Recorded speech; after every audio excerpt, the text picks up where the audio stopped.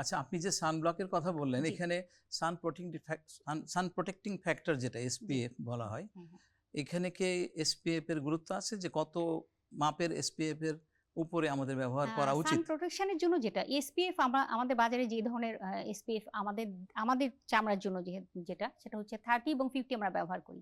এই 30 আর 50 এর মধ্যে মানুষের একটা ভুল ধারণা আছে, এটার পার্থক্য কিন্তু খুব বেশি তা না। 97% প্রোটেকশন এবং 98% প্রোটেকশন দেয় হচ্ছে 50, এবং 30টা দিচ্ছে হচ্ছে 7%।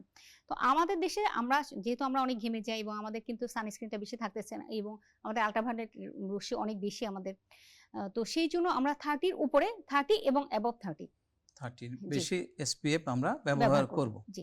আচ্ছা, কত ঘন ঘন ব্যবহার করা উচিত সানব্লক বা সানস্ক্রিন গুলো? এটা ব্যবহার করা কত ঘন ঘন, এটা সাধারণত বলা হয় যে 3 থেকে 4 ঘন্টা পর পর অ্যাপ্লাই করা। কিন্তু এখানে একটা কথা আছে, যদি এখন অতিরিক্ত গরম থাকে, যদি ঘেমে যায়, ঘেমে গিয়ে যদি ওয়াশ আউট হয়ে যায় বা মুছে ফেলতে হয়, বা কেউ যদি নদীতে গোসল করে বা পুকুরে কোনো বা পানি লাগে, যদি পানি ধুইতে হয়, আমরা উজু করি, আমরা কিন্তু অনেকবার, আমরা যেহেতু আমরা মুসলিম কান্ট্রি, আমরা অনেকবার উজু করি, সেক্ষেত্রে যদি ধুয়ে যায় তাহলে কিন্তু আবার অ্যাপ্লাই করতে হবে। আচ্ছা, আবার ব্যবহার করতে হবে।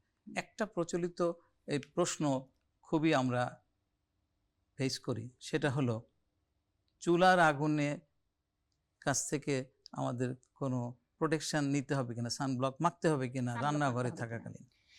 আসলে যে সানস্ক্রিন যেভাবে তৈরি, এটা প্রোটেকশন দেয় হচ্ছে আল্ট্রাভায়োলেট এ এবং আল্ট্রাভায়োলেট বি, এই দুইটা রশ্মির বিরুদ্ধে যে সানস্ক্রিন গুলো আমাদের রয়েছে সেগুলো প্রোটেকশন দেয়। কিন্তু আমাদের যে চুলার তাপে, সেটা কিন্তু তাপ বেশি তৈরি হচ্ছে, তাপ, সেখানে কিন্তু কোনো আল্ট্রাভায়োলেট রে তৈরি হচ্ছে না। এই জন্য বৈজ্ঞানিক যে গবেষণাগুলো রয়েছে সেগুলোর আলোকে যদি আমরা চিন্তা করি, তাহলে কিন্তু আসলে সানস্ক্রিনের খুব একটা ভূমিকা এখানে নাই।